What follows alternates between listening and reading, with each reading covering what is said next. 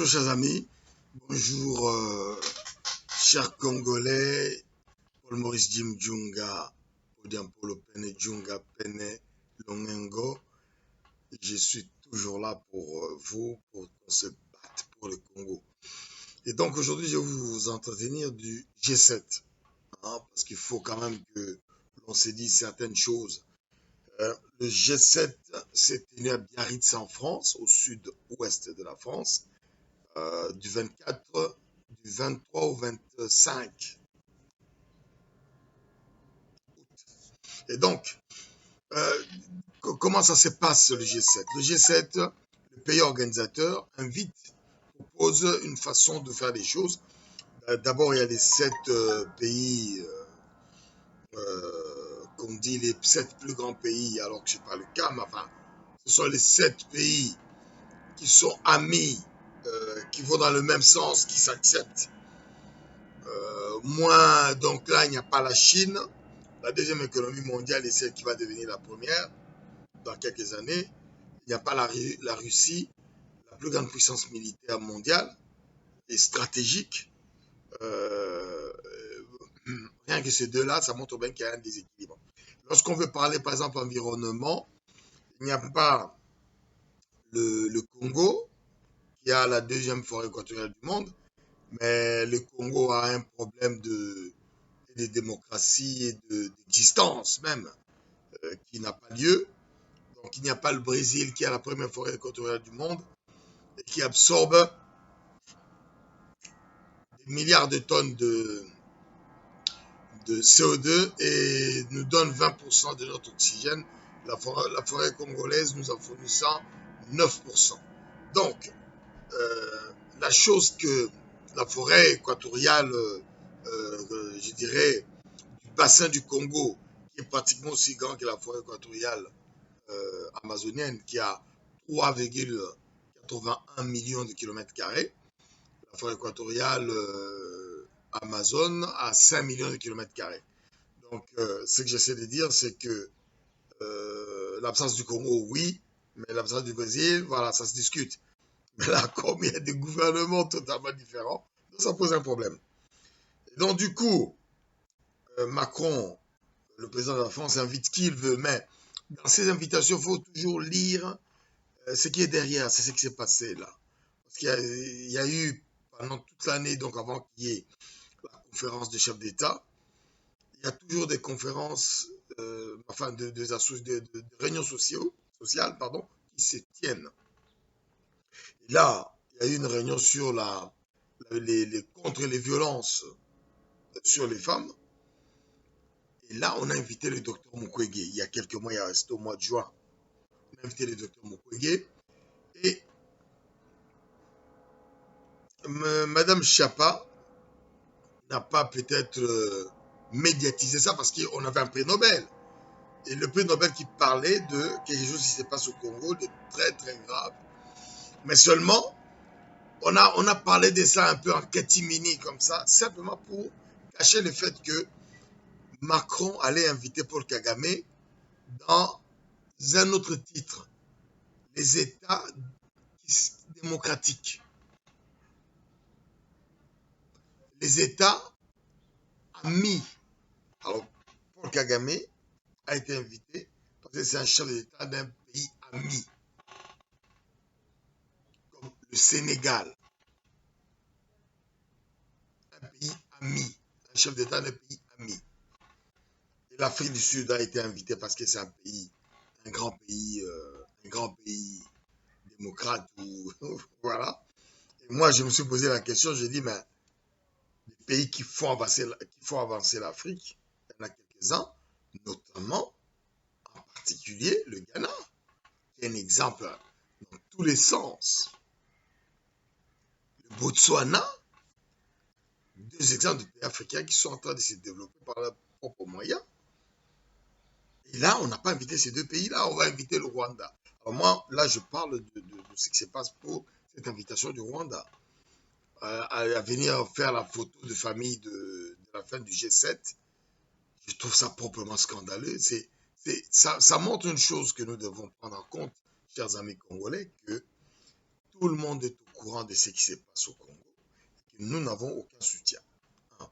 Deux, la France, les pays du G7, tous sont au courant de ce qu'a commis Paul Kagame au Congo, ce qui est en train de commettre Paul Kagame au Congo, c'est-à-dire il y a un génocide de 12 millions de morts, il y a le viol utilisé comme arme de guerre, 3 millions de femmes violées, et la preuve, en tout cas une preuve que nous avons, qui montre bien ces crimes de guerre, ces crimes contre l'humanité, le prix Nobel qu'a obtenu très tard le docteur Mukwege, qui a dit une phrase célèbre aujourd'hui, mais terrible, qu'il répare les femmes, répare le corps et la tête.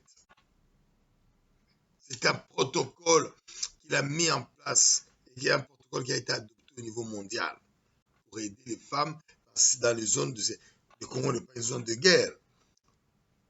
Pour que Paul Kagame puisse piller le Congo, puisse piller le patrimoine congolais, il faut qu'il y ait une instabilité à l'Est. Comme ça, on dit qu'il oui, il y a des mouvements armés, il y a des petites rébellions, il y a des défenses, il y a tout ça. Et dans tous ces brouhahas-là, lui, il amène le coltan au Rwanda. Comment comprenez-vous que les opérateurs mondiaux ou les opérateurs mondiaux aillent construire une usine, par exemple, de traitement du coltan au Rwanda, alors que le Rwanda n'a pas 1 gramme de coltan sur son territoire?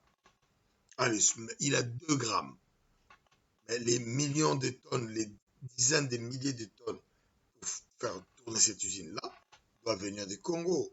Et le Rwanda est le pays qui agresse le Congo militairement, qui agresse le Congo socialement, qui vole, qui pille, qui vole le patrimoine congolais. Vous pensez que les Congolais vont faire passer le coltan au Congo? Non, il faut qu'il y ait un régime d'occupation. C'est ce qui se passe, et ça, Macron est au courant. Parce que hier, le dimanche 25 hier, on a fêté la libération de Paris. La libération de Paris contre qui? Contre les nazis. Les nazis ont occupé la France de 40 à 44, 45 dans certains endroits.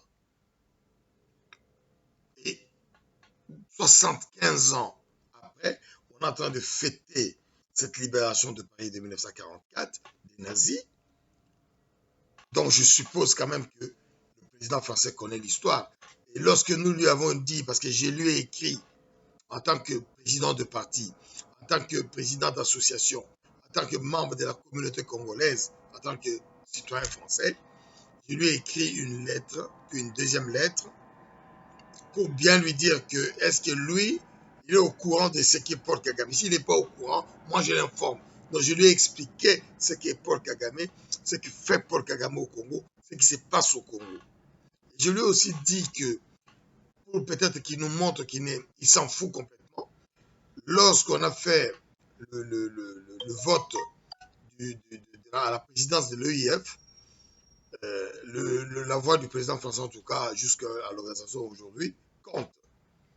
C'est lui qui a mis en avant le choix de l'ancienne ambassadrice, l'ancienne ministre des Affaires étrangères de Paul Kagame à ce poste-là. J'ai relevé le fait qu'en 2008, le Paul Kagame a quitté l'EIF avec fracas en injuriant tout le monde, en disant que la France était une merde et que le Rwanda devenait un pays anglophone officiellement. Donc, quand vous allez au Rwanda aujourd'hui, tous les documents sont faits en anglais, tout est fait en anglais. Je m'en fous qu'il fasse ça en anglais, je m'en fous complètement, mais ça, par rapport à la France, ça démontre quelque chose. Mais alors j'ai dit au président Macron, je ne comprends pas que vous vous acharnez à soutenir cette personne-là. Mais que oui, je sais pourquoi est-ce qu'il fait ça. C'est comme Paul Kagame essaie de mettre la responsabilité du génocide rwandais que lui, Paul Kagame, appelle génocide Tutsi, sur le dos de la France, et que les amis de la France, États-Unis, Angleterre sont derrière cette affaire-là pour ne pas que la France s'en sorte vraiment. Qu'est-ce que la France fait? La France fait tout dans le sens de caresser dans le sens du poil Paul Kagame, pour ne pas qu'il en parle et qu'il cherche des pouilles dans la tête de Français. Voilà la réalité qui fait qu'aujourd'hui, pour justement continuer à remercier Paul Kagame du fait qu'il n'attaque plus la France de manière frontale pour dire qu'il qui sont responsables du génocide. Ce qui est faux parce que nous le savons. Donc, on l'a invité à Biarritz dans le cadre des pays amis avec lesquels on a de bonnes relations. C'est le titre. Il n'y a pas un autre titre. Il faut croire que les pays avec lesquels la France a de bonnes relations en Afrique, il n'y a que le Sénégal et le Rwanda. Parce que les autres, je, je ne sais pas. Voilà. Et donc, dans ce cadre-là, moi, j'ai dit que aujourd'hui, en faisant ces invitations, en faisant tous ces simagrées-là, nous avons pris contact, j'ai oublié de vous dire, nous avons pris contact avec la Société Générale qui était attaquée par l'État rwandais ici à Paris, en France, pour leur dire que les génocides rwandais, on cherche toujours officiellement un responsable. On met le nom de la France en avant.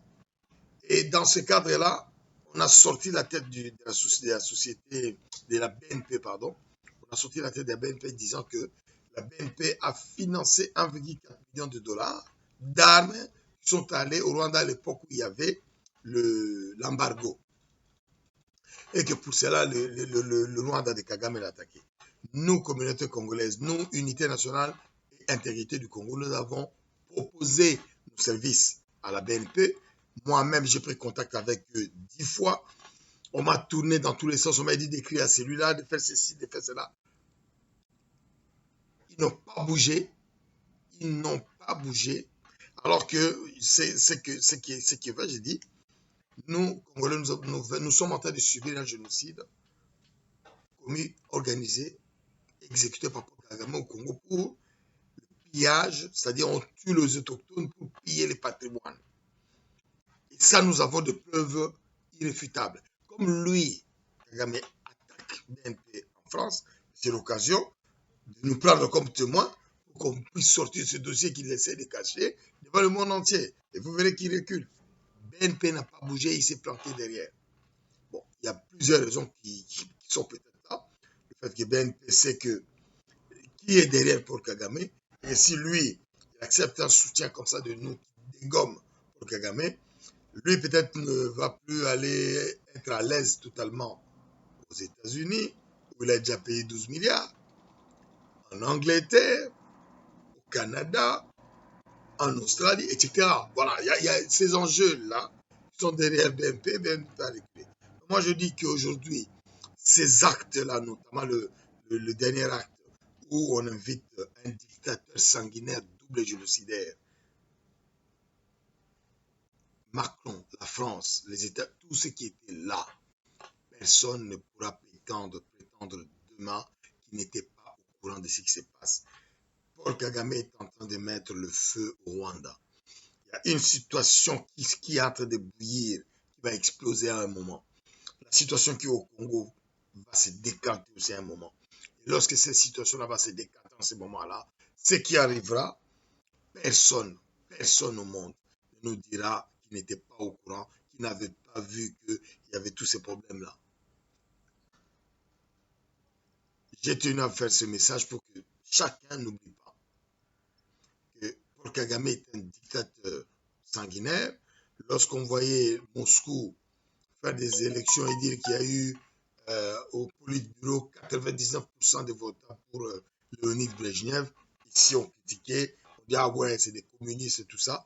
Et lorsque Paul Kagame se fait élire avec 98% dans un pays où tu as 10% de Tutsis, tu as 89% de Hutus et 1% de toi, et là tu te dis mais il y a un problème. D'autant plus que lui, il a érigé cette relation ethnique dans ce pays-là comme étant système de vote. Donc, je ne vois pas comment 80% ou 85% de Hutus vont voter pour lui. C'est impossible. Djunga Podiampolo Pene Djunga Penelongengo, président de Unique France, nous défendons le Congo par tous les moyens. Merci.